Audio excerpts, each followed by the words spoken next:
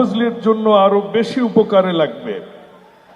এবারের কৃষকেরা যেভাবে আম চাষ করে ঋণে জর্জরিত হয়ে গেছে, কুরবানি ঈদের আগে নাকফজলি আম মাত্র 15 টাকা কেজি গেছে, অথচ 2 মাস পরেই নাকফজলি আম 250 টাকা কেজি। আমি 2 থেকে 3 মাসের সবজি এবং এই সব ফল ধরে রাখার জন্য একটা কুল চেনের এই এলাকায় একটা স্থাপনা চাচ্ছি। মহাদেবপুর এত উন্নত একটা উপজেলা, এখানে সমস্ত কর্পোরেট হাউসগুলো এখানে আছে, কিন্তু মহাদেবপুর এখন পর্যন্ত পৌরসভার ঘোষিত হয়নি। আমাদের নাগরিক সুবিধা, মহাদেবপুরের অনেক সমস্যায় জর্জরিত নাগরিকরা, এখানে একটা পৌরসভা চাই এবং মহাদেবপুর ডিগ্রি কলেজে আমরা অনার্স কোর্স চালু চাই। এইটা আমাদের এলাকার। এছাড়াও ছোট যমুনাটা শেষ, আমরা অলরেডি এটা দিয়েছি, বিভিন্ন পরিকল্পনা এসেছে আপনার নেতৃত্বে। আপনার কাছে সবিনয় নিবেদন, আমার এলাকার যদি এই সাধারণ সামান্য আমাদের পক্ষ থেকে যে চাওয়া, এটা যদি পূরণ হয়, আমরা জাতীয় অর্থনীতিতে একটা ব্যাপক কন্ট্রিবিউশন করতে পারবো ইনশাআল্লাহ। আপনার সুস্বাস্থ্য কামনা করছি এবং আমাকে বক্তব্য দেওয়ার জন্য আয়োজক সবাইকে আমার আন্তরিক অভিবাদন। সবাই ভালো থাকবেন। আল্লাহ হাফেজ। বাংলাদেশ জিন্দাবাদ। আসসালামু আলাইকুম।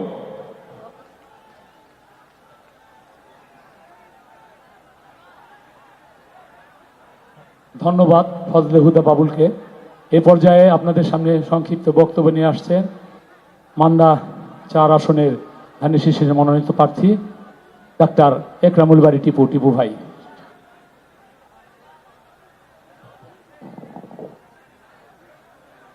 আউযু বিল্লাহি মিনাশ শাইতানির রাজিম। বিসমিল্লাহির রহমানির রহিম।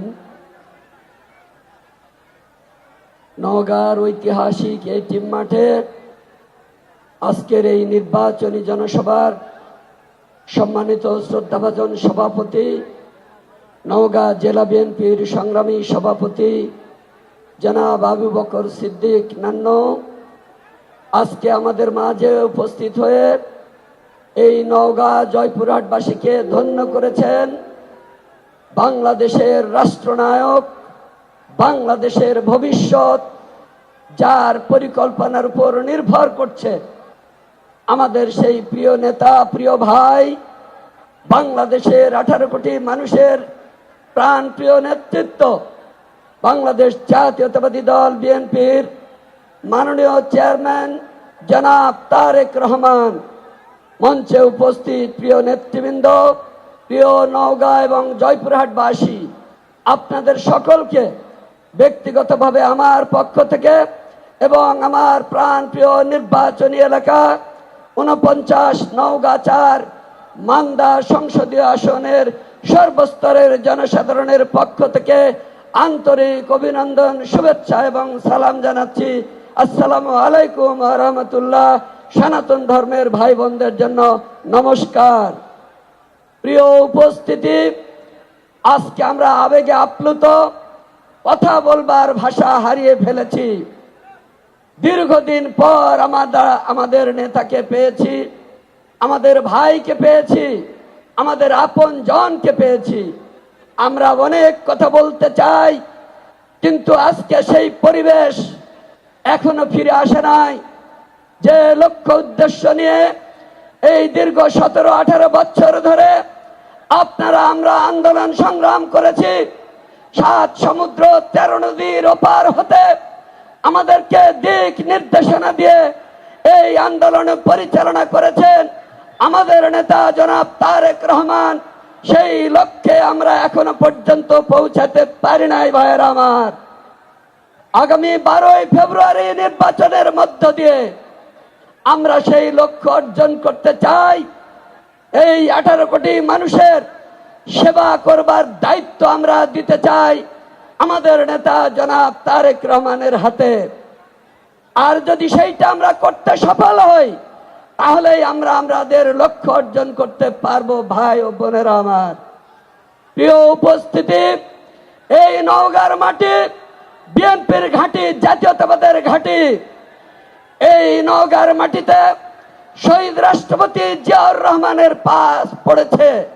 বিশেষ করে আমার মান্দা উপজেলায় দীর্ঘ মাইলের পর মাইল তৎকালীন রাষ্ট্রপতি জিয়াউর রহমান হেঁটে গিয়ে ওই শিব নদী জিয়া খাল নামে পরিচিত, উনি নিজে কোদাল হাতে নিয়ে সেই খাল খনন উদ্বোধন করেছিলেন।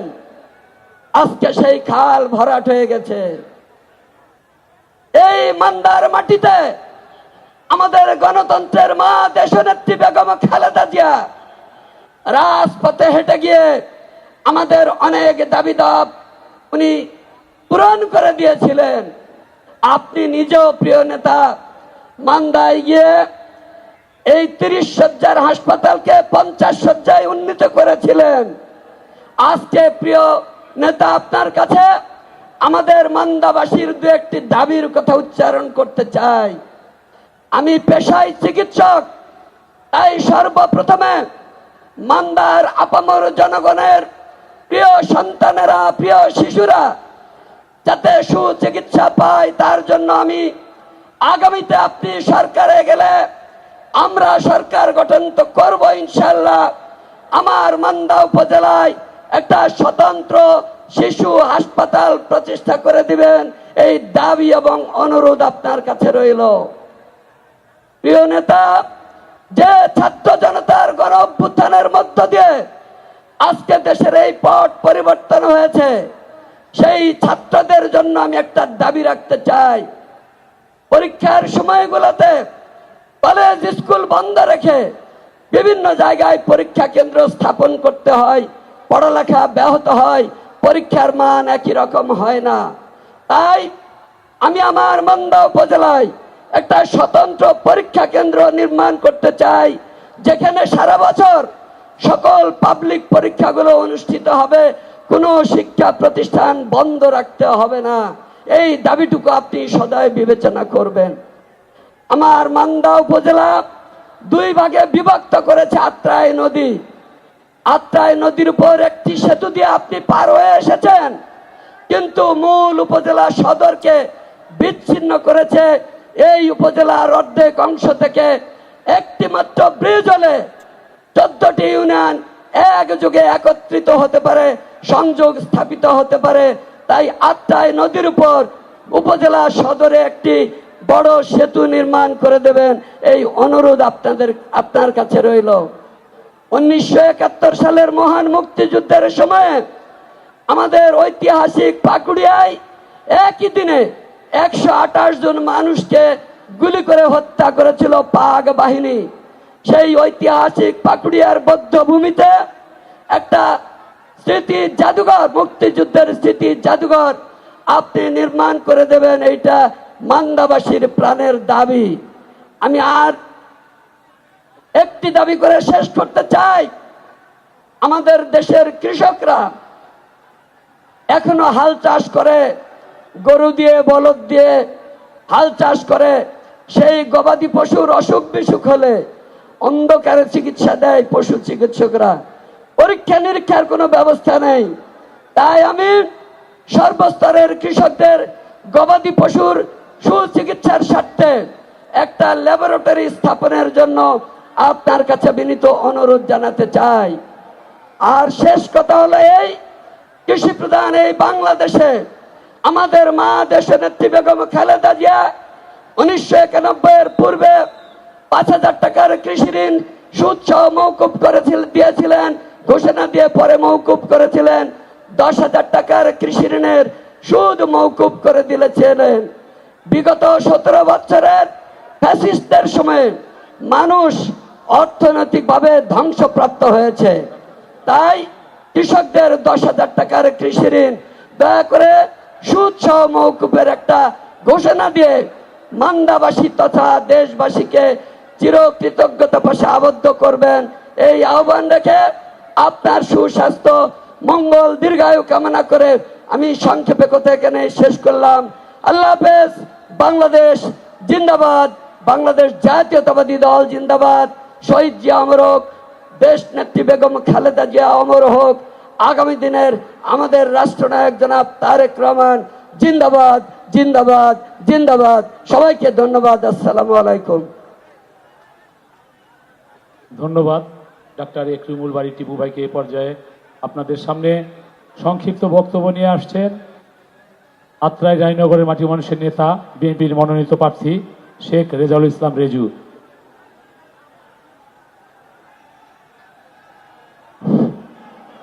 বিসমিল্লাহির রহমানির রহিম।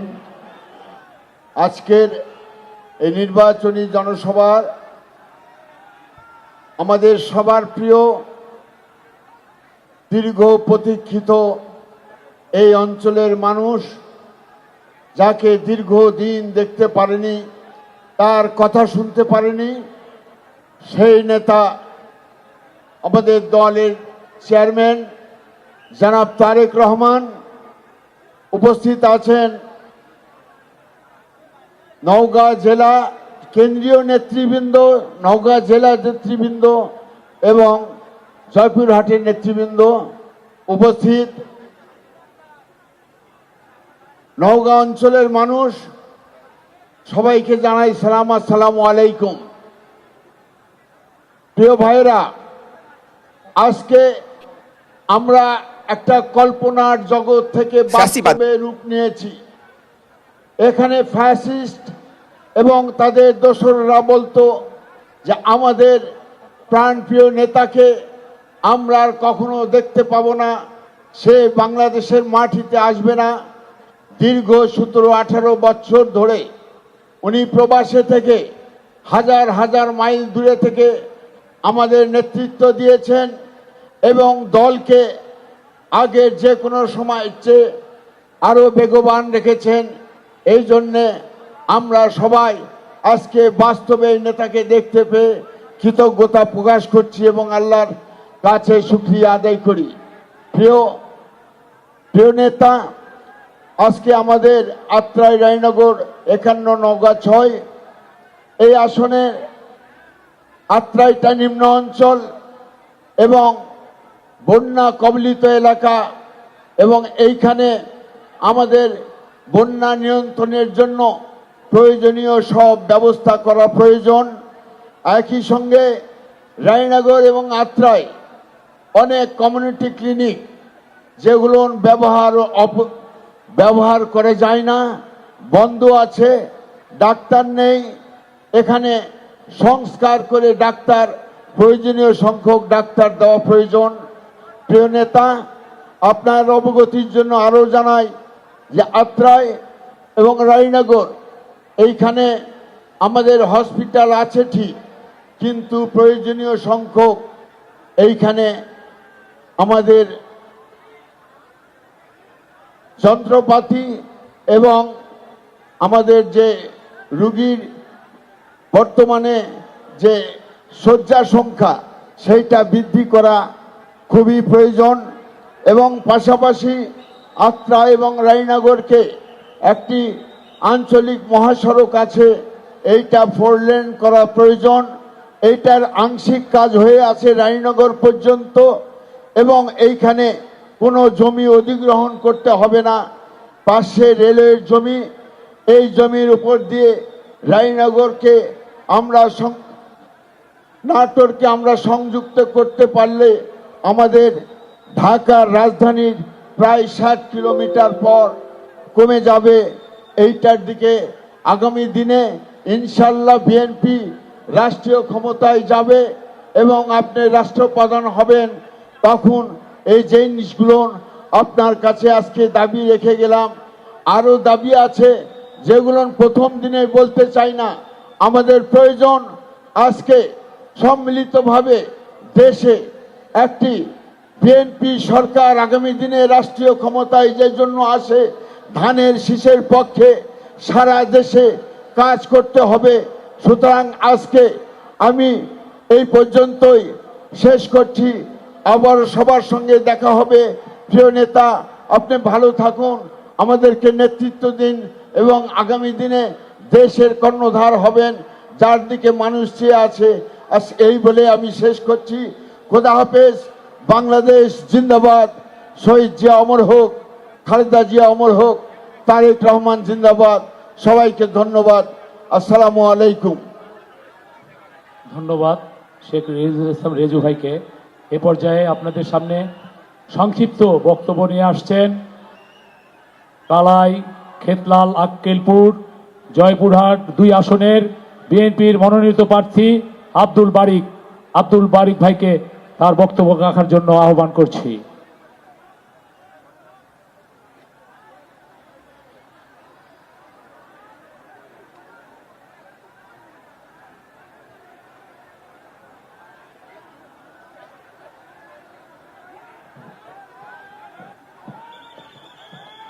বিসমিল্লাহির রহমানির রহিম।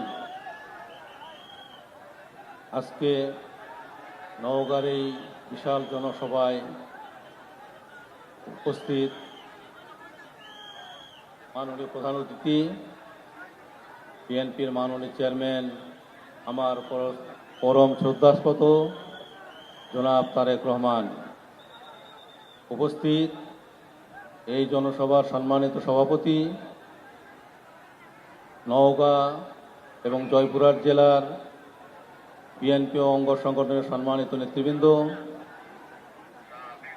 নওগাঁ এবং জয়পুরহাট জেলার আসন্ন জাতীয় সংসদ সদস্য পদে বিএনপি কর্তৃক মনোনীত মাননীয় মনোনয়ন প্রার্থীবৃন্দ, উপস্থিত দীর্ঘ গণতান্ত্রিক আন্দোলনে বিএনপি অঙ্গ সংগঠনের যে সমস্ত নেতাকর্মী গুম, খুন, শহীদ হয়েছেন, জুলাই আগস্টে যারা শহীদ হয়েছেন তাদের পরিবারবর্গ, মা বোনেরা, প্রিয় নওগাঁবাসী ও আমার জয়পুরহাটবাসী এবং আমার নির্বাচনী এলাকা জয়পুরহাট 2, কালাই, খেতলাল, আক্কেলপুরবাসী, আসসালামু আলাইকুম। এদেশে যখনই গণতন্ত্র বাধাগ্রস্ত হয়েছে তখনই বিএনপি উপরে দায়িত্ব করেছে দেশকে গণতান্ত্রিক পথে পরিচালনার, দেশের মানুষের উন্নয়ন, দেশের মানুষকে ভালো পথ দেখানোর। আমরা সকলেই জানি যখন রাজনৈতিক নেতৃত্ব ব্যর্থ হয় 1971 সালের 25শে মার্চ শহীদ রাষ্ট্রপতি জিয়াউর রহমান তিনি 1 মিনিট দেরি করেন নাই, তিনি বিদ্রোহ ঘোষণা করেন, স্বাধীনতার ঘোষণা দেন, যুদ্ধ করেন, দেশকে স্বাধীন করেন।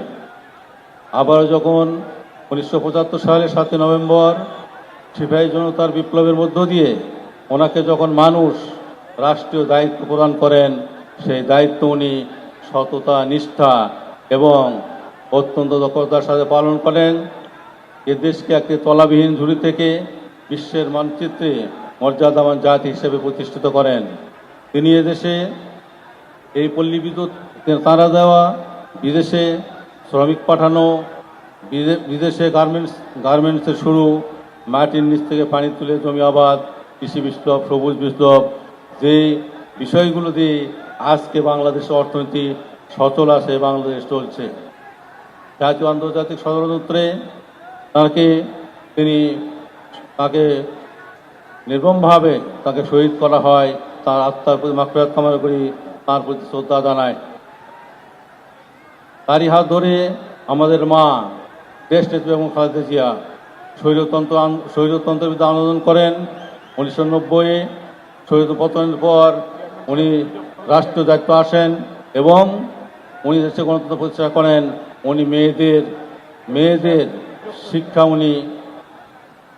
মেয়েদের শিক্ষা ব্যবস্থাকে উনি এদেশে চালু করেন।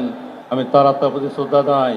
আজকে দায়িত্ব করেছে আমাদের নেতা জনাব তারেক রহমানের উপরে, যিনি দীর্ঘ 17 বছর পর এদেশের মাটিতে পায়ে দিয়ে 2টি কথা বলেছিলেন। একটি, আই হ্যাভ এ প্ল্যান, যে মার্টিন লুথার কিং যেটি বলেছেন, আই হ্যাভ এ ড্রিম।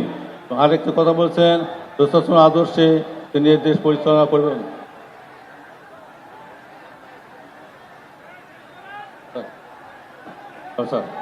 আমি এলাকার বিষয়ে দু একটি কথা বলবো। এখানে আমার এলাকা কৃষিপ্রধান এলাকা। আমার জয়পুরহাটে একটি বিশ্ববিদ্যালয় প্রতিষ্ঠা, একটি মেডিকেল প্রতিষ্ঠা করা যেতে পারে এবং কৃষকদের সুবিধার জন্য এখানে কৃষিভিত্তিক শিল্প গড়ে তোলা যেতে পারে। এই কথা বলে আমি মাননীয় চেয়ারম্যান মহোদয়ের সাফল্য কামনা করে ওনার নেতৃত্বে এদেশে আবার গণতন্ত্র প্রতিষ্ঠিত হবে, এদেশ আবার সমৃদ্ধ হবে, এই আশা রেখে আমার বক্তব্য শেষ করছি। আল্লাহ হাফেজ, সবাইকে ধন্যবাদ। বাংলাদেশ জিন্দাবাদ, শহীদ জিয়া অমর হোক, বেগম খালেদা অমর হোক, জনাব তারেক রহমান জিন্দাবাদ। ধন্যবাদ আব্দুল বারিক ভাইকে। এ পর্যায়ে আপনাদের সামনে বক্তব্য নিয়ে আসছেন নওগাঁ সদর 5 আসনের বিএনপির মনোনীত প্রার্থী জননেতা জাহিদুল ইসলাম ধলু ধলু ভাই।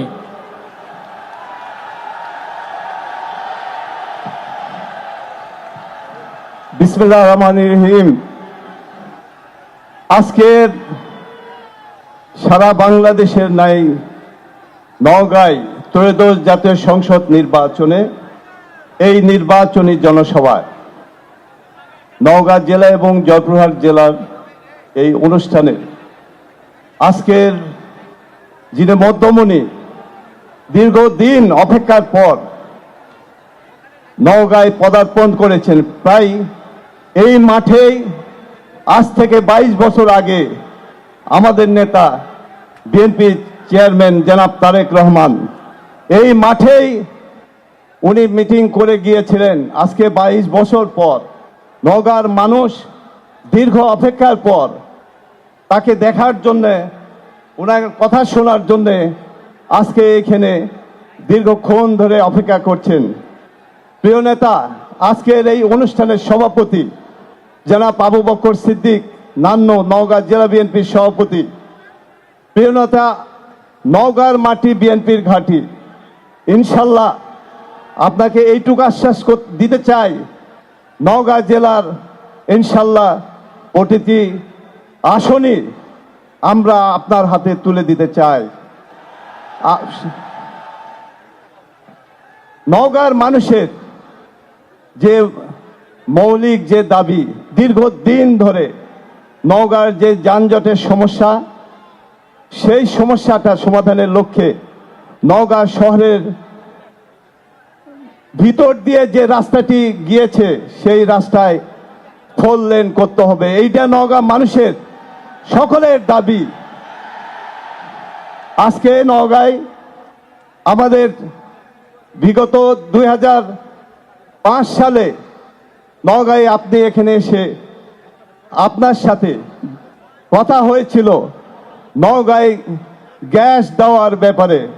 আমি আপনাকে স্মরণ করে দিতে চাই সেই কথাটি, যে আপনি নওগাঁয় গ্যাস আনার জন্য প্রয়োজনীয় ব্যবস্থা করবেন। নওগাঁ মানুষের আরেকটি দাবি, সেইটি হলো নওগাঁর দক্ষিণ দিকে নওগাঁ শহর সম্প্রসারণের জন্য নওগাঁয় একটি বাইপাস সড়ক, দক্ষিণ দিকে একটি বাইপাস সড়ক নির্মাণ করতে হবে। আরেকটি জিনিস, সেইটি হলো নওগাঁয় খেলাধুলার ব্যাপারে জাতীয় পর্যায়ে আমাদের ফুটবলে, ক্রিকেটে, ভলিবলে এবং টেনিসে আমাদের কৃতিত্ব আছে।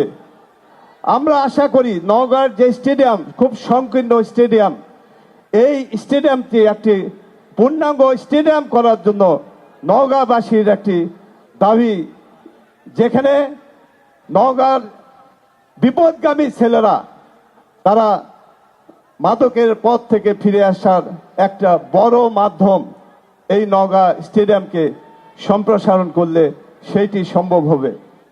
আর একটি জিনিস, নওগাঁয় আমাদের শিক্ষা শহর, আমাদের সব কিছুই আছে, কিন্তু নওগাঁয় যেটি প্রয়োজন, নওগাঁয় কৃষিপ্রধান শহর, কৃষিপ্রধান জেলা, এইখানে একটি কৃষি বিদ্যালয় করার খুবই জরুরি, যেখানে ধানের গবেষণা, আমের গবেষণা কেন্দ্র প্রয়োজন।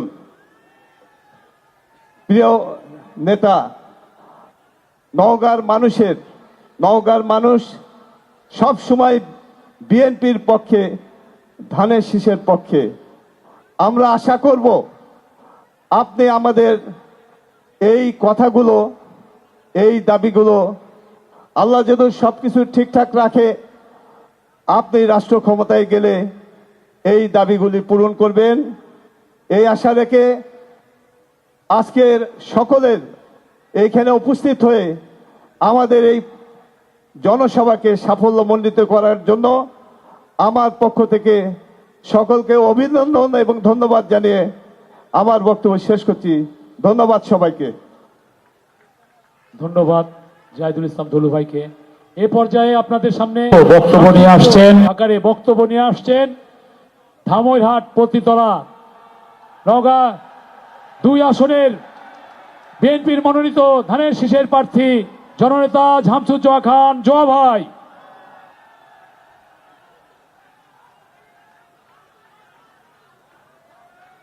বিসমিল্লাহির রহমানির রহিম। আজকে নওগাঁ এটি মাঠের ঐতিহাসিক জনসভার সম্মানিত আমার স্নেহস্পদ সভাপতি, উপস্থিত নেতৃবৃন্দ এবং আমাদের সম্মুখে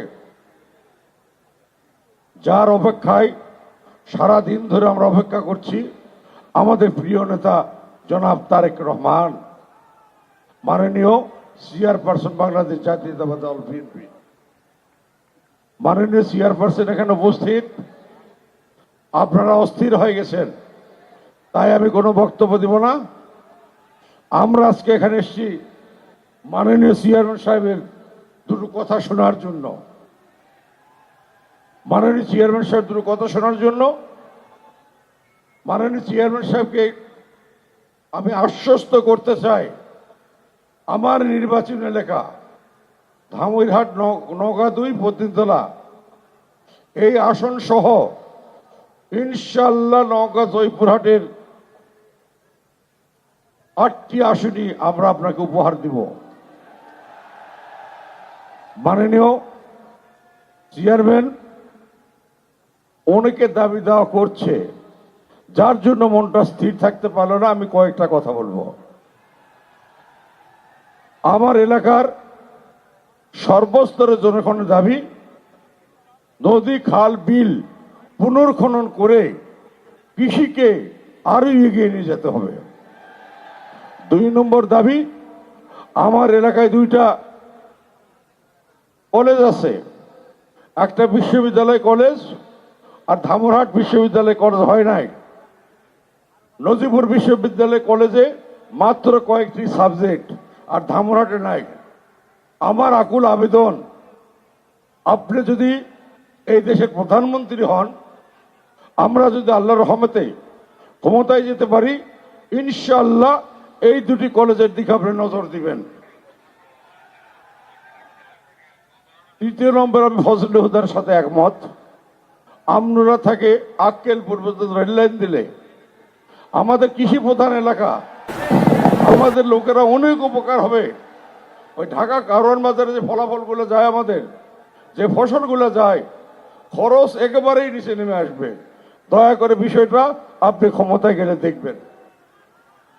মাননীয় চেয়ারম্যান, আমার সর্বশেষ কথা, ধলু ভাই নওগাঁয় গ্যাস চেয়েছেন, এখান থেকে উৎপৃত্ত একটু হলে আমাদেরকে দিবেন।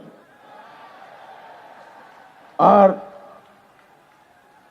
আমি দুঃখ ভারাক্রান্ত হৃদয়ে আপনাকে বলছি, 1978 সালে শহীদ রাষ্ট্রপতি জিয়াউর রহমান পতিতলায় সফরকালে জনগণের দাবির প্রেক্ষিতে উনি ওখানে ঘোষণা দিয়েছিলেন নজিবুরকে মহকুমা ঘোষণা করা হবে। পরবর্তীতে রাষ্ট্রপতির কার্যালয় থেকে 29 লক্ষ টাকা এসেছিল।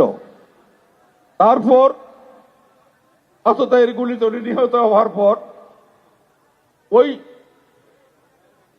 প্রকল্প আমাদের আলোর মুখ দেখে নাই, আমাদের সাবমিশন হয় নাই। স্বৈরাচারী অশ্বের সময় এলাকার জনগণের দাবিকে উপেক্ষা করে এটা কোনোদিনও তারা করতে পারে নাই। তাই আপনার কাছে আগুল আবেদন জানাবো, নওগাঁর 14টি উপজেলা এবং পৌরসভা মিলে 14টি ইউনিট, এই 14টির 7টি ভাগ করে যদি 2 ভাগ করেন, 50 কিলোমিটার দূর থেকে আমাদের নওগাঁ সদরে আসতে হয়। এই দুর্দশা আমাদের লাঘব হবে।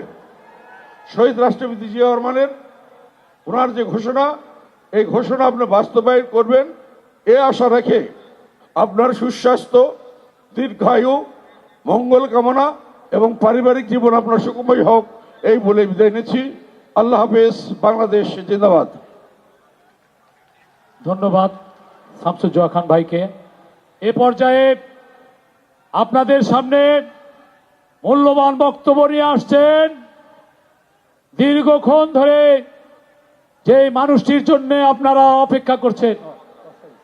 দুঃখিত, এ পর্যায়ে আপনাদের সামনে বক্তব্য নিয়ে আসছেন নওগাঁ জেলা বিএনপির সম্মানিত সভাপতি, আজকের সভার সভাপতি জননেতা আবু বকর সিদ্দিক নান্নু ভাই। বিসমিল্লাহির রহমানির রহিম। ত্রয়োদশ জাতীয় সংসদ নির্বাচনের বিজয়ী হওয়ার লক্ষ্যের এই নির্বাচনী সভার আজকের অনুষ্ঠানে প্রধান অতিথি দেশনায়ক তারেক রহমান, পঞ্চভূমিষ্ঠ বিভিন্ন পর্যায়ের নেতৃবৃন্দ, আমার সামনে জয়পুরহাট নওগাঁ আপামর জনগণ, সবাইকে আমার পক্ষ থেকে সালাম। আসসালামু আলাইকুম ওয়া রাহমাতুল্লাহ। অন্যান্যদের জন্য শুভেচ্ছা। প্রিয় ভাইরা, বক্তব্য আপনারা শুনছেন। দীর্ঘদিন আন্দোলন সংগ্রাম করেছেন, দীর্ঘ 10 বছর 17 বছর আন্দোলন সংগ্রাম করেছেন। এই যে ফসল লাগিয়েছেন, এই ফসল যদি ঘরে তুলতে না পারেন, আমরা যারা দাবি করলাম এই দাবি কি আমাদের পূরণ হবে? তাহলে বিজয়ী হওয়ার লক্ষ্যে কি করতে হবে? আপনাকে আমাকে আমাদের চেয়ারম্যান সাহেবের সামনে আপনারা ওয়াদা করবেন, আজ থেকে 12 তারিখ পর্যন্ত নির্বাচনে বিজয়ী না হওয়া পর্যন্ত কেউ ঘরে আর ঘুমাবো না। কথা দিতে পারবেন? প্রিয় ভাইরা, যেখানে যার যেখানে আত্মীয় স্বজন সারা বাংলাদেশে আছে, বন্ধু বান্ধব আছে, সবার কাছে আপনারা মেসেজ দেন, দেশ নায়ক তারেক রহমানকে বিজয়ী করে বাংলাদেশ জাতীয়তাবাদী দলকে ক্ষমতায় আনলে আমাদের এই দাবিগুলো পূরণ হবে, তাছাড়া পূরণ হবে না। ওনার বক্তব্য শোনার জন্য আপনারা দীর্ঘক্ষণ অপেক্ষা করছেন। আমি আপনাদের কাছে অনুরোধ করব, আপনারা 17 বছর আন্দোলন সংগ্রাম করেছেন, আর এই কয়টা দিন একটু সহ্য করে কষ্ট করে দেশ নেত্রী বেগম খালেদা জিয়া আমাদের জন্য দেশ ত্যাগ করেনি, জীবন দিয়েছেন, তার ঋণটা শোধ করবেন ইনশাআল্লাহ। করবেন তো? দেশ নেত্রী বেগম খালেদা জিয়ার ঋণ শোধ করবেন না? করবেন তো? হাত তুলে দেখান, তারেক রহমানকে হাত তুলে দেখান। আল্লাহ আপনাদের সুস্থ রাখুক, আপনাদের দীর্ঘজীবী করুক। আমাদের নেতা তারেক রহমানকে আল্লাহ পাক দায়িত্ব দেওয়ার তৌফিক দান করুক। আপনাদের সকলের মঙ্গল কামনা করে আমি আমার বক্তব্য শেষ করছি। সবাইকে ধন্যবাদ। আসসালামু আলাইকুম ওয়া রাহমাতুল্লাহ। ধন্যবাদ আবু বকর সিদ্দিক নান্নু ভাইকে। এ পর্যায়ে আপনাদের সামনে মূল্যবান বক্তব্য নিয়ে আসছেন আজকের এই ঐতিহাসিক মহাসমাবেশের সম্মানিত প্রধান অতিথি, বাংলাদেশ জাতীয়তাবাদী দলের কর্ণধার, বাংলাদেশের 18 কোটি মানুষের প্রাণের স্পন্দন, জননেতা জনাব তারেক রহমান। বিসমিল্লাহির রহমানির রহিম। আজকের এই নির্বাচনী জনসভার সম্মানিত সভাপতি, মঞ্চে উপস্থিত প্রার্থীবৃন্দ এবং আমার সহকর্মীবৃন্দ এবং আমার সামনে উপস্থিত প্রিয় নওগাঁবাসী, প্রিয় মুরব্বীবর্গ, উপস্থিত মা বোনেরা, সহকর্মীবৃন্দ, আসসালামু আলাইকুম। আসসালামু আলাইকুম। কেমন আছেন আপনারা? আলহামদুলিল্লাহ। বহু বছর পরে আজকে নওগাঁতে আসলাম আবার আল্লাহর রহমতে। এই নওগাঁতে আমি অনেকবার এসেছি, নিশ্চয়ই এখানে অনেকেই আছেন। আগে প্রায় প্রতি শীতেই আমি আসতাম, সেই গ্রামে গ্রামে চলে যেতাম, কম্বল নিয়ে দুস্থ মানুষদেরকে কম্বল বিতরণ করতাম। এর বাইরে জয়পুরহাট জেলারও মানুষজন আছেন এখানে, জয়পুরহাট এলাকার বাসীরাও আছেন, জয়পুরহাট এলাকাও বিভিন্ন জায়গায় আমি শীতের সময় গিয়েছি বিশেষ করে, এবং গিয়েছি কম্বল দুস্থ মানুষের জন্য। প্রিয় ভাই বোনেরা, এই নওগাঁ জেলা, জয়পুরহাট জেলা, দুটো জেলারই গণতন্ত্রের সংগ্রামে বিশাল একটি ঐতিহ্য আছে। এই দুটো জেলায় আমরা দেখেছি বিভিন্ন বাংলাদেশের অন্য জেলাগুলোর মতন এই দুই জেলাতে আমরা দেখেছি গণতন্ত্র পুনরুদ্ধারের আন্দোলনে এই জেলার মানুষ কিভাবে বিভিন্ন সময় তারা অবদান রেখেছে। কাজেই আমি সকলকে আজকে এই বক্তব্য শুরুর আগে আমি তাদেরকে সংগ্রামী শুভেচ্ছা এবং অভিনন্দন জানাই। প্রিয় ভাই বোনেরা, আমি যখন বক্তব্য শুনছিলাম, আমাদের ধানের শীষের প্রার্থী যারা যখন একজন একজন করে বক্তব্য রাখছিল, তো ওনারা তাদের এলাকার বিভিন্ন দাবি দাওয়া উপস্থাপন করছে যে আপনারা ইনশাল্লাহ আগামী 12 তারিখে ধানের শীষকে নির্বাচিত করে, সমগ্র দেশ থেকে ধানের শীষকে নির্বাচিত করে সরকার গঠন করলে এই এলাকা এবং জয়পুরহাট জেলা, দুই জেলায় কোথায় কি কি করতে হবে।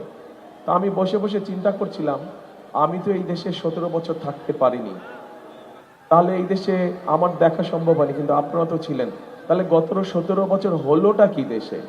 এত যদি দাবি দেওয়া হয়ে থাকে তো হলোটা কি এলাকার? কিচ্ছু হয় নাই। কেন কিছু হয় নাই? হ্যাঁ, কেন কিছু হয়নি? কারণ এই যে আপনারা যে 12 তারিখে ভোট দিবেন, ভোট দিয়ে আপনারা আপনাদের প্রতিনিধিকে নির্বাচিত করবেন, যেই প্রতিনিধির মাধ্যমে আপনারা আপনাদের এলাকার সমস্যাগুলো সমাধান করবেন। সেটি যেই সমস্যাই হোক না, সেটি রাস্তা হোক, স্কুল হোক, ব্রিজ হোক, কালভার্ট হোক, হাসপাতাল হোক, সেটি রেল লাইন নির্মাণ হোক, সেটি যে সবজি বলেন, আম বলেন, এগুলো রাখার জন্য হিমাগারের ব্যবস্থা করা হোক। অর্থাৎ যারা এলাকার মানুষের দলমত নির্বিশেষে সব মানুষের বিভিন্ন সমস্যাগুলো দেখবে, তাই তো এরকম মানুষই তো আপনারা চান, তাই না? যারা এলাকা দেখভাল করবে। সেই জন্যই আমরা দেখে শুনে বুঝে আমরা জয়পুরহাট থেকে 2 জন এবং নওগাঁ থেকে আমাদের দলের 6 জনকে আমরা নির্বাচিত করেছি, যাদেরকে এবার আমরা ধানের শীষের তুলে দিয়েছি। আসেন তো ভাই, আপনারা একটু সামনে আসেন তো। 6 জনে 8 জন, সরি 2 জনের 8 জন, শুধু প্রার্থীরা, অনলি প্রার্থীরা। দাঁড়ান, আমার পাশে দাঁড়ান। রানা আসতে ভাই, ধাক্কা না, তুমি ধাক্কা নিয়ে পড়ে যাবো। দাঁড়ান, যে কোনো দাঁড়ায় যান। এই যে হ্যাঁ, তুলেন, ধানের শীষ তুলেন। এই 8 ব্যক্তিকে আপনাদের সামনে আমরা দিয়েছি। এই 8 ব্যক্তিকে আপনারা 12 তারিখে নির্বাচন করবেন। 12 তারিখ পর্যন্ত আপনারা এদের সাথে থাকবেন। 12 তারিখে নির্বাচিত হলে ইনশাল্লাহ 13 তারিখ থেকে এরা আপনাদের সাথে থাকবে। ঠিক আছে তো? চিনেন সবাইকে? এদের দায়িত্ব দিয়ে দিয়েছি, নির্বাচিত হবে। নির্বাচিত হওয়ার পরের দিন থেকে এলাকার উন্নয়নের জন্য তারা কাজ শুরু করবে। কাজেই আমরা কি এই 8 জনকে নির্বাচিত করবো ইনশাল্লাহ 12 তারিখে? ইনশাল্লাহ। বসেন সবাই, ধন্যবাদ, বসেন। প্রিয় ভাই বোনেরা, এই যে নওগাঁ জেলা বা জয়পুরহাট জেলা, এই দুটো জেলায় কিন্তু, বিশেষ করে নওগাঁ জেলা, আমরা জানি বাংলাদেশের ধানের ভান্ডার। বাংলাদেশের সবচাইতে বেশি ধান এই নওগাঁ জেলা হয়। কিন্তু এই যে ধান হয়, বছরে প্রায় 3টি ধান হয়, তাই না? 3টি ফসল হয়।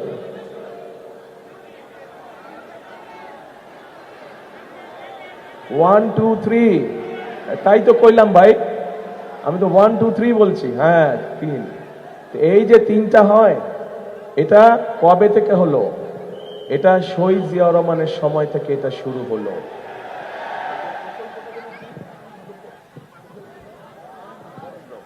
এই বরেন্দ্র প্রকল্প শহীদ জিয়া যখন চালু করলেন, আস্তে আস্তে ধীরে ধীরে পরবর্তীতে খালেদা জিয়া এটিকে আরো প্রকল্প বড় করলেন।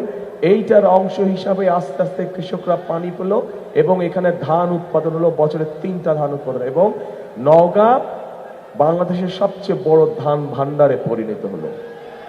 প্রিয় ভাই বোনেরা, আমি সবসময় একটা কথা বলি, শুধু নওগাঁ জেলা না, নওগাঁ জেলা বলেন, জয়পুরহাট জেলা বলেন, বগুড়া জেলা বলেন, নাটোর বলেন, রাজশাহী বলেন, ময়মনসিংহ বলেন, কুমিল্লা বলেন, সব জেলাতেই কিন্তু আমাদের মূল পেশা, প্রধান পেশা কোন পেশা? কৃষক। আমাদের কৃষক ভাইরা। কাজেই কৃষক ভাইদেরকে যদি আমরা ভালো রাখতে পারি তাহলেই বাংলাদেশ ভালো থাকবে, এইটি মনে প্রাণে আমরা বিশ্বাস করি। শহীদ রাষ্ট্রপতি জিয়াউর রহমান সেই জন্যই কৃষকদের ব্যাপারে, কৃষকদেরকে ঋণ দেওয়ার ব্যাপারে, কৃষকদেরকে পানি সেচের ব্যবস্থা করার জন্য বিভিন্ন পদক্ষেপ গ্রহণ করেছিলেন।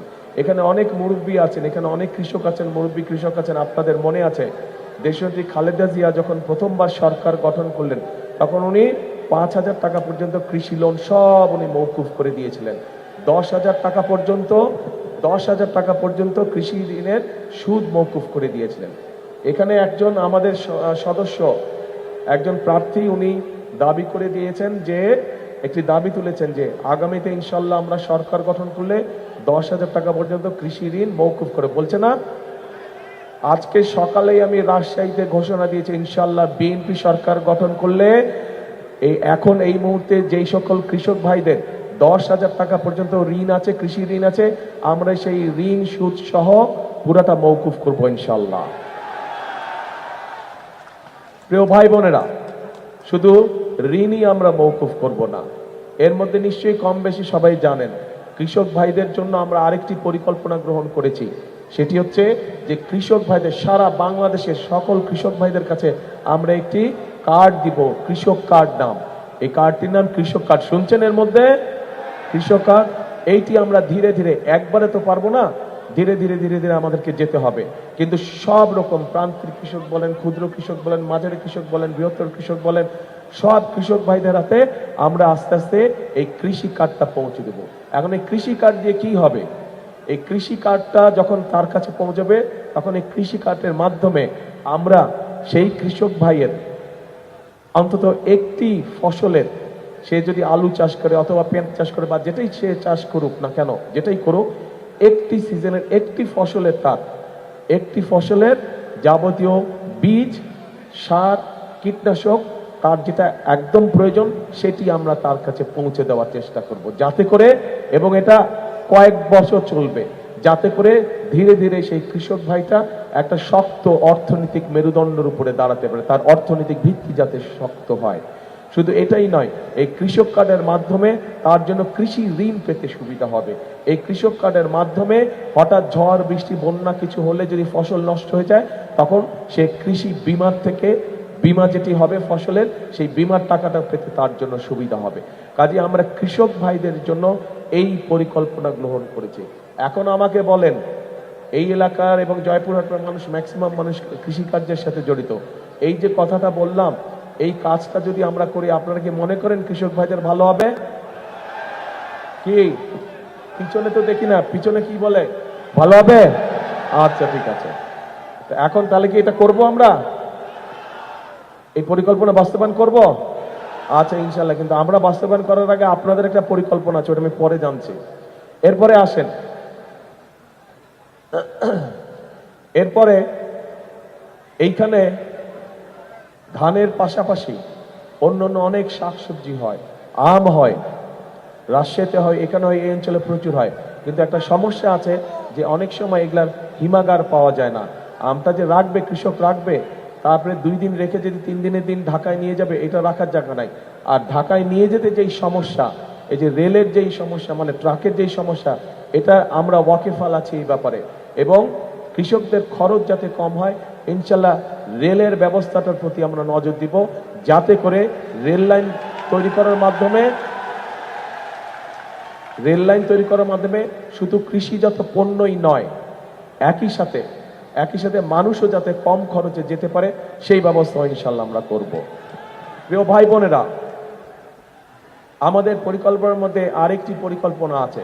সেটি হচ্ছে, আপনাদের নিশ্চয়ই মনে আছে, দেশনেত্রী খালেদা জিয়ার সময় এই দেশের নারীদেরকে শিক্ষিত করার জন্য, মেয়েদেরকে শিক্ষিত করার জন্য দেশনেত্রী খালেদা জিয়া একটি পরিকল্পনা নিয়েছিলেন যে ক্লাস 1 থেকে ক্লাস 12 পর্যন্ত মেয়েদের শিক্ষা ব্যবস্থা ফ্রি করে দিয়েছিলেন উনি। জানেন এটা? আচ্ছা, জানেন, ভেরি গুড। আচ্ছা, এখন আমাদের এই মেয়েরা কিন্তু বড় হয়েছে, তারা অনেকেই কিন্তু সংসার শুরু করেছে, নিজেদের সংসার আছে, কিন্তু সংসার তো আছে, শিক্ষিত হয়েছে, কিন্তু এই শিক্ষিত করলেই তো শুধু হবে না, শিক্ষিত হওয়ার পাশাপাশি তাদেরকে তো স্বাবলম্বী করতে হবে, তাই না? কাজেই এই মাদেরকে স্বাবলম্বী করার জন্য আমরা মায়েদের কাছে ফ্যামিলি কার্ড নামে একটি কার্ড পৌঁছে দিতে চাই, এবং এই ফ্যামিলি কার্ডের মাধ্যমে এটি দলমত নির্বিশেষ, শ্রেণী পেশা নির্বিশেষে সবাই পাবে। একজন কৃষকের স্ত্রী পাবে, একজন ইমাম সাহেবের স্ত্রী পাবে, একজন ভ্যান চালকের স্ত্রী পাবে, একজন school master, primary school master হোক, হেডমাস্টার সাহেব হোক, ওনার স্ত্রীও পাবে। অর্থাৎ সব ধরনের মানুষ পাবে, খেটে খাওয়া মানুষ সহ সবাই এতে পাবে, কোনো দলমত থাকবে না, এটা সবাই পাবে। এবং এটি শুধু পাবে নারীরা, শুধু মায়েরা এটা পাবে, গৃহিণীরা এটা পাবে। এবং এটির মাধ্যমে সরকারের পক্ষ থেকে আমরা তাদের কাছে প্রতি মাসে অল্প হলেও একটা সুবিধা আমরা তাদের কাছে পৌঁছে দিব, যাতে করে তারা সংসারটা স্বচ্ছন্দে চালাতে পারে। তাতে করে যারা এটা থেকে মা বোনদের উপকার হবে। আচ্ছা, এবার এখানে ওই খেলার কথা আসছে, ক্রীড়ার কথা আসছে। কে বললো স্টেডিয়াম? কে বললেন স্টেডিয়াম থেকে? আচ্ছা, ও দলমিও তো খেলাধুলা করতো। আপনি বিয়েতে ছিলেন না? ফুটবল ফেডারেশনে, হ্যাঁ, দলমিয়া নিজেও খেলাধুলা করতো, তো ওই জন্য খেলার কথা বলে গেছে। কিন্তু এই খেলার ব্যাপারটা আলাদাভাবে আমরা চিন্তা করে রেখেছি। এই খেলার ব্যাপারটা আমরা চিন্তা করে রেখেছি যে পড়ালেখা করলে শুধু কেন ডাক্তার হতে হবে, পড়ালেখা করলে শুধু ইঞ্জিনিয়ার হতে হবে কেন, পড়ালেখা করলে শুধু আর্কিটেকচার হতে হবে কেন? একটা মানুষ পড়ালেখা করে খেলোয়াড়ও তো হতে পারে, হতে পারে না? পৃথিবীর অন্য দেশে যদি হতে পারে, তাহলে আমাদের ছেলেমেয়েরা কেন প্রফেশনাল খেলোয়াড় হতে পারবে না? আমাদের ছেলেমেয়েরা তো খেলোয়াড় হয়েও তো ইনকাম করতে পারে। আমরা সেই ব্যবস্থা ইনশাল্লাহ গ্রহণ করছি যে আমরা আমাদের স্কুলগুলো থেকে যারা খেলাধুলায় ভালো তাদেরকে আমরা আলাদা ট্রেনিং এর ব্যবস্থা করব, যেই খেলাধুলায় ভালো, যাতে করে তারা বড় হয়ে প্রফেশনাল খেলোয়াড় হতে পারে, দেশে বিদেশে সব জায়গায় তারা খেলতে যেতে পারে এবং সেখান থেকে তারা আয় রুজি করতে পারবে। কাজেই খেলাধুলার বিষয়টাও আমাদের পরিকল্পনার মধ্যে রয়েছে। প্রিয় ভাই বোনেরা, এই যে আপনাদেরকে আমি জিজ্ঞেস করলাম যে আমাদের প্রার্থীরা যখন বিভিন্ন দাবি দাওয়া দিচ্ছিল, তার মধ্যে আরেকটি দাবি দেওয়া ছিল যে এখানকার মানুষের চিকিৎসার খুব সমস্যা হয়। এই সমস্যা আমি দেখলাম শুধু নওগাঁ জেলায় না, আমি তো ভাই প্রায় 17 বছর দেশে ছিলাম না, এখন যখন আসলাম দেখলাম চারিদিকে শুধু সমস্যা সমস্যা সমস্যা। সেই জন্যই আপনাদের কাছে জিজ্ঞেস করলাম, ভাই 17 বছর কি কোনো কামকাজ হয় নাই? তাই তো দেখলাম এখন কিছুই হয় নাই, যেখানে যাই শুধু এইটা করতে হবে, ওইটা করতে হবে। তো চলেন করব আমরা, কিন্তু কাজ তো করতে হবে, নিজের দেশকে তো নিজেদেরই গড়তে হবে। আমাদের তো আর পুরুত করে প্লেনে করে পালিয়ে যাওয়ার কোনো জায়গা নেই, আছে নাই আমাদের। আমাদেরকে এই দেশেই থাকতে হবে, এটাই আমাদের শুরু, এখানেই আমাদের শেষ, কাজে এই দেশেই আমাদেরকে থাকতে হবে। এখন প্রিয় ভাই বোনেরা, এই স্বাস্থ্য ব্যাপারে, চিকিৎসা সুবিধার ব্যাপারে প্রকল্প তো কতগুলো আছে, যে ঠিক আছে যেটা হাসপাতাল আছে সেটার সিট সংখ্যা কিভাবে বাড়ানো যায় সেটি আমাদের চিন্তা ভাবনার মধ্যে অবশ্যই আছে, সেটিও ইনশাল্লাহ আমরা করব। কিন্তু একইভাবে বিভিন্ন গ্রামে গঞ্জে মা বোনেরা কিন্তু ভালো চিকিৎসা পায় না। এই মা বোনরা যাতে চিকিৎসা পায়, কারণ অনেক সময় দেখা যায় ঘরে ছোট বাচ্চাটা, মেয়ে বাচ্চাটা অথবা ছেলে বাচ্চাটা অথবা মা অথবা বোন অসুস্থ হয়ে গেছে, কিন্তু হয় ছেলে, বড় ছেলে বা স্বামী বা ভাই হাসপাতালে নিয়ে যাওয়ার সময় পাচ্ছে না, নারীটা কিন্তু ঘরের যে মহিলাটা সে কিন্তু কষ্ট পাচ্ছে অসুখে, হয় না এরকম? সেই জন্য আমরা গ্রামে গ্রামে হেলথ কেয়ারার, শহীদ জিয়া যেরকম পল্লী চিকিৎসক দিয়েছিলেন, আমরা ঠিক ওরকম আদলে হেলথ কেয়ারার দিব এবং তাদেরকে ট্রেনিং দিব। ট্রেনিং এই জন্য দিব যাতে করে তারা গিয়ে ছোটখাটো অসুখ, মা বোনদের ছোটখাটো অসুখ যাতে তারা ঘরে বসেই ঠিক করে দিতে পারে, শিশু বাচ্চাদের ছোটখাটো অসুখ যাতে তারা ঘরে বসেই ঠিক করে দিতে পারে। এখানে এই যে শিশু হাসপাতালের কথা বলা হয়েছে, শিশু হাসপাতাল তার প্রতি উপজেলায় করা যাবে না, সেটা আমরা জেলা পর্যায়ে বা বিভাগ পর্যায়ে আমরা সেটা একটা তখন ব্যবস্থা করব। ধরুন আজান দিচ্ছে, এশার আজান বলতে, আজানটা শেষ হয়ে যাক তারপরে বলি।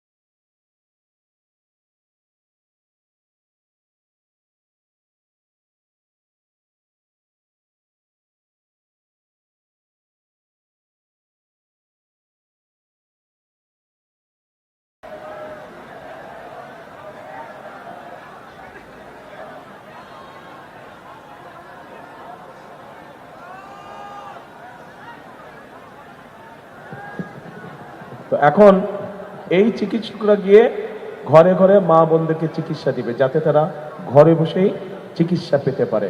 ছোটখাটো অসুখ এভাবে আমরা সেরে নিতে চাই, যাতে কষ্ট করে তাদেরকে আসতে না হয়।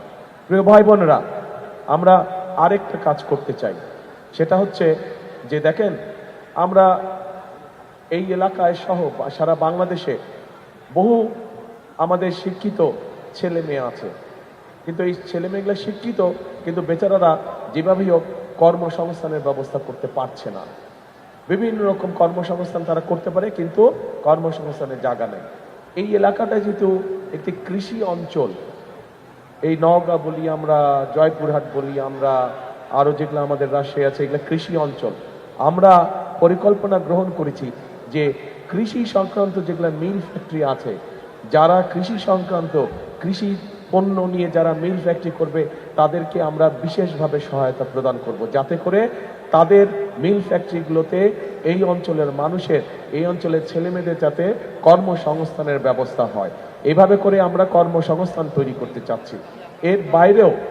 এর বাইরেও আমরা জেলায় জেলায় ভোকেশনাল ট্রেনিং ইনস্টিটিউট তৈরি করতে চাচ্ছি, যেখানে আমরা আমাদের তরুণ বা যুবক সদস্যদেরকে, যুব সমাজের সদস্যদেরকে আমরা ট্রেনিং দিব, এবং ট্রেনিং দেওয়ার মাধ্যমে তাদেরকে আমরা বিভিন্ন ব্যাপারে দক্ষ করে তুলব। এই দক্ষ করার মাধ্যমে তারা নিজেদের ব্যবসা বাণিজ্য করতে পারবে, অথবা বিদেশেও চাকরি নিয়ে যেতে পারবে, অথবা দেশেও কোনো জায়গায় ভালো চাকরির ব্যবস্থা করতে পারবে। বেকার সমস্যাটাকে আমরা এইভাবে ধীরে ধীরে কমিয়ে আনতে চাচ্ছি। এর বাইরেও আইটিতে বিভিন্ন ছেলেমেয়েরা আমাদের আছে, অনেক ছেলেমেয়ে আছে যারা আইটিতে সেক্টরে কাজ করে। আইটি সেক্টরে এই মুহূর্তে মোবাইল ফোন কোম্পানির বাইরে অন্য কোনো জায়গায় কাজ করার খুব একটা অবকাশ নেই। আমরা এর মধ্যে পরিকল্পনা গ্রহণ করেছি যে আর কোন কোন জায়গায় এদেরকে চাকরির ব্যবস্থা করা যায়, এই যেই জায়গায় এদেরকে চাকরির ব্যবস্থা করা যায়, সেই বিষয়গুলো আমরা এর মধ্যে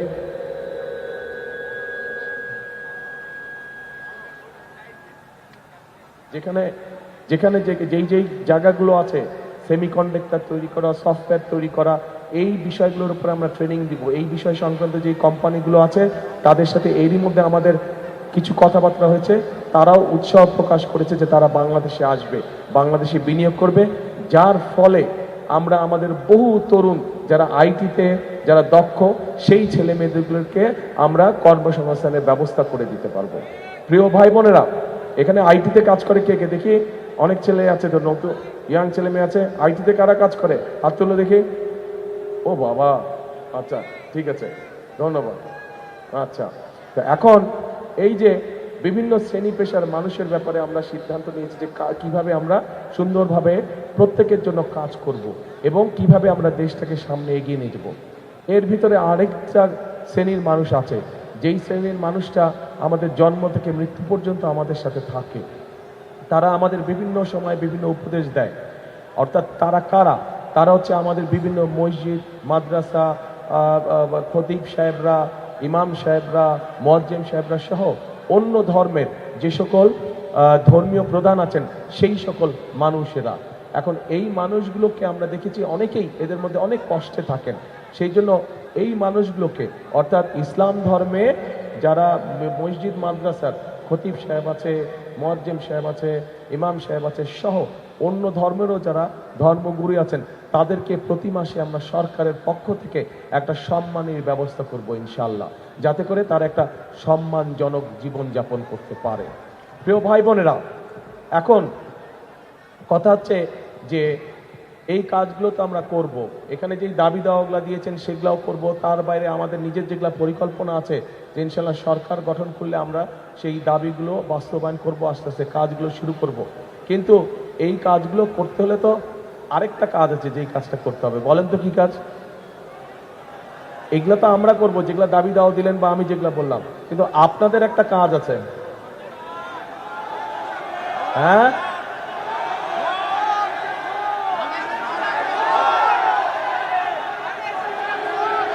হ্যাঁ, 12 তারিখে ভোট।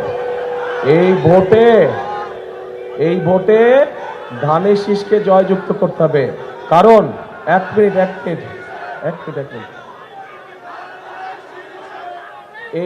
এই যে স্লোগানের এক মিনিট দাঁড়াও ভাই, দাঁড়া কথা শোনো। এই যে আমার সামনে এত তাফালিং করে লাভ নাই, তো ভোটের দিন দেখাতে হবে। আমার সামনে তাফালিং করে লাভ আছে কোনো? ভোটের দিন জয়যুক্ত হয়ে এসে দেখাতে হবে, তখন বুঝবো এই শক্তিটাকে ভোটের দিন দেখাতে হবে। হ্যাঁ, আচ্ছা, এখন কথা হচ্ছে একটা ব্যাপারে সতর্ক থাকতে হবে, একটা ব্যাপারে সতর্ক থাকতে হবে। কোন সেই ব্যাপার?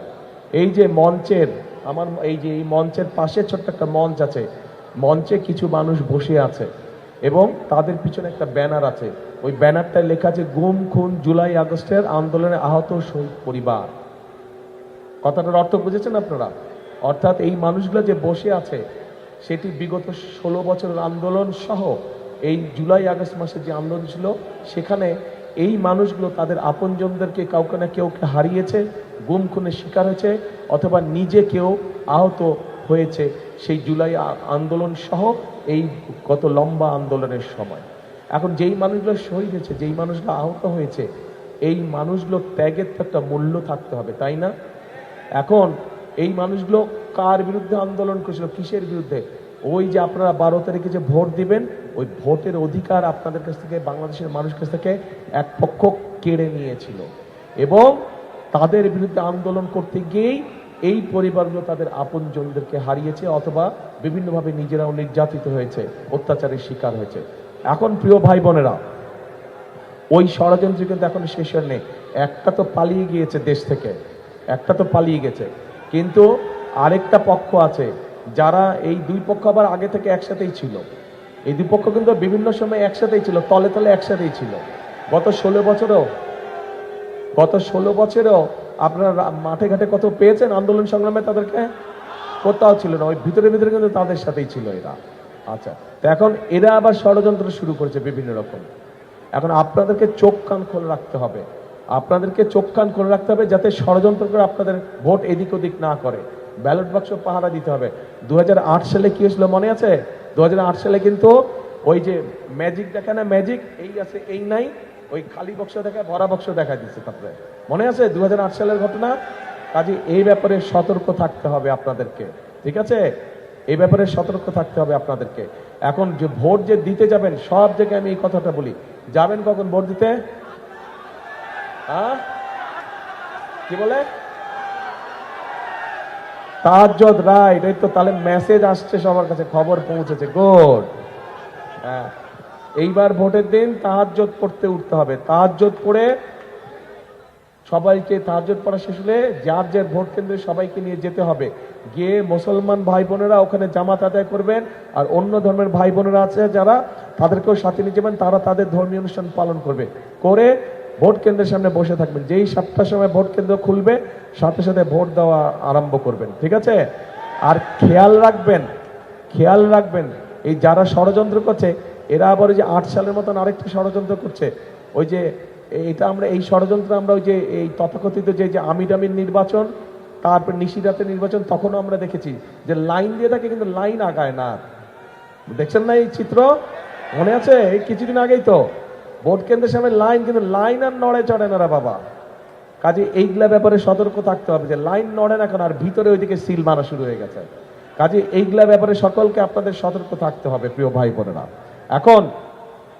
এখন মূল কথা হচ্ছে, গত 16 বছর আপনাদের এলাকার কোনো উন্নতি হয়নি, গত 16 বছর বাংলাদেশের মানুষের ভাগ্যের কোনো পরিবর্তন হয়নি, গত 16 বছর বাংলাদেশের কোনো উন্নয়ন হয়নি। হ্যাঁ, ঢাকা শহর সহ কয়েকটি শহরে কিছু কিছু বড় বড় ফ্লাইওভার হয়েছে, কিছু কিছু বড় বড় দালান হয়েছে, কিছু কিছু বড় বড় কিছু হয়েছে, মেগা প্রজেক্ট হয়েছে, কিন্তু মেগা প্রজেক্ট মানেই মেগা দুর্নীতি হয়েছে। আমরা চাই গ্রামের মানুষের ভাগ্যের পরিবর্তন করতে, আমরা চাই জেলা শহরের মানুষের ভাগ্যের পরিবর্তন করতে, আমরা চাই উপজেলার মানুষের ভাগ্যের পরিবর্তন করতে, আমরা চাই আমাদের ছাত্র ছাত্রীদের লেখাপড়া সুনিশ্চিত করতে, আমরা চাই আমাদের নারীদেরকে স্বাবলম্বী করতে, মা বোনদেরকে স্বাবলম্বী করতে, আমরা চাই আমাদের বেকার যুবক ভাই যারা আছে, তরুণ ভাই যারা আছে, বোনেরা যারা আছে, তাদের কর্মসংস্থানের ব্যবস্থা করতে, আমরা চাই দেশের মানুষের জন্য একটি নিরাপদ পরিস্থিতি তৈরি করতে, যেখানে মানুষ নিরাপদে হাঁটাচলা করবে, নিরাপদে ব্যবসা বাণিজ্য করবে, রাতে নিরাপদে ঘরে যাতে ঘুমাতে পারে, আমরা সেই পরিস্থিতি তৈরি করতে চাই ইনশাআল্লাহ। কিন্তু সেই পরিস্থিতি তৈরি করতে হলে প্রিয় ভাই বোনেরা, আপনাদের সকলের সহযোগিতা প্রয়োজন। জনগণ যদি পাশে থাকে কেউ তাকে কোনো আটকে রাখতে পারে না, জনগণ যার পাশে থাকে। কাজেই বিএনপি সকল সময় একটি স্লোগান দেয়, কি সেই স্লোগান? জনগণই সকল ক্ষমতার উৎস। কারণ বিএনপি জানে বিএনপির সাথে জনগণ আছে, বিএনপি জানে জনগণই হচ্ছে বিএনপির সকল ক্ষমতার উৎস, সকল শক্তির উৎস। সেই জন্যই জনগণ ছিল বলেই জনগণ গত 17 বছর ধরে বিএনপির সাথে সেই 15-16 বছর বিএনপির সাথে জনগণ ছিল বলেই বিএনপি এত অত্যাচার নির্যাতনের মধ্যে আজও টিকে আছে। এবং যে বিএনপি টিকে আছে তার প্রমাণ হচ্ছে এই যে হাজারো লক্ষ মানুষ আজকের এই মিটিংয়ে। আপনারাই হচ্ছেন বিএনপি, আপনারাই হচ্ছেন বাংলাদেশ জাতীয়তাবাদী দল। কাজে প্রিয় ভাই বোনরা, আসুন এই মানুষগুলো, এই যে মঞ্চের ছোট মঞ্চটা, এখানে যারা বসে আছে ওনারা স্বজন হারিয়েছেন, নিজেরা কেউ কেউ ক্ষতিগ্রস্ত হয়েছেন, পঙ্গুত্ব বরণ করেছেন হয়তোবা। তো এখন এই মানুষগুলো ত্যাগ বৃথা যেতে দেওয়া যায় না। কাজে এদের ত্যাগ যদি বৃথা যেতে না দেওয়া যায় তাহলে আমাদেরকে সতর্ক থাকতে হবে। তাহলে 5ই আগস্টের পরে যেই পরিবর্তন এসেছে এই পরিবর্তনটাকে আমাদের অর্থবহ করতে হবে। অর্থাৎ এই পরিবর্তন শুধু একটি পরিবর্তন যেন না হয়, এই পরিবর্তন হবে সেই পরিবর্তন যেই পরিবর্তনে এই দেশ এবং দেশের মানুষের ভাগ্যের পরিবর্তন হবে। অন্তত একটি হলেও মানুষের ভাগ্য ভালোর দিকে পরিবর্তিত হবে। আসুন আমরা সকলে যদি কাজ করি, আমরা সকলে যদি ঐক্যবদ্ধ থাকি, ইনশাল্লাহ তাহলেই আমরা আমাদের সেই প্রত্যাশিত বাংলাদেশ গড়ে তুলতে সক্ষম হব। আপনারা কি আছেন আমার সাথে আমাদের সেই বাংলাদেশ গড়তে? তাহলে আসেন আমার সাথে একটি কথা বলেন, সবাই জানেন তারপরেও বলেন। দেখুন আরেকটা কথা বলি, আজকে যদি আপনাদের সামনে আমি এই যে বিভিন্ন দল আছে এই দল সম্পর্কে যদি এই আবল তাবল বিভিন্ন কথাবার্তা বলে যেতাম তাতে কোনো লাভ হতো আপনাদের? আমরা তো রাজনীতি করি কার জন্য? রাজনীতি করি দেশের জন্য, দেশের মানুষের জন্য, দেশের জন্য, দেশের মানুষের জন্য। মানুষও তো জানতে চায়, কি জানতে চায়? যে বিএনপি ক্ষমতায় গেলে বিএনপি জনগণের জন্য কি করবে, তাই তো? নাকি 2 দিয়ে 4-এর মতন, তাই তো? কাজে বিএনপি ক্ষমতায় গেলে কি করবে সংক্ষেপে আপনাদের সামনে আমি আমার পরিকল্পনার কথা তুলে ধরলাম। আপনাদের পরিকল্পনা আপনাদের কাছ থেকে আমি জেনে নিলাম যে আপনাদের কি পরিকল্পনা। আপনাদের পরিকল্পনা কি পরিকল্পনা? 12 তারিখে ধানের শীষকে জয়যুক্ত করা ইনশাআল্লাহ। কাজে আসুন আমরা যদি সকলে ঐক্যবদ্ধ থাকি, আমরা যদি সকলে একসাথে থাকি, ইনশাল্লাহ আমরা আমাদের সেই বাংলাদেশকে গড়ে তুলতে পারবো। এবং সেই বাংলাদেশকে যদি গড়ে তুলতে হয় তাহলে অবশ্যই আমাদেরকে এই কথাটিতে বিশ্বাস করতে হবে, করব কাজ সবার আগে বাংলাদেশ, করব কাজ সবার আগে ইনশাল্লাহ। আল্লাহ হাফেজ। বাংলাদেশ জিন্দাবাদ, বাংলাদেশ জাতীয়তাবাদী দল জিন্দাবাদ। আসসালামু আলাইকুম।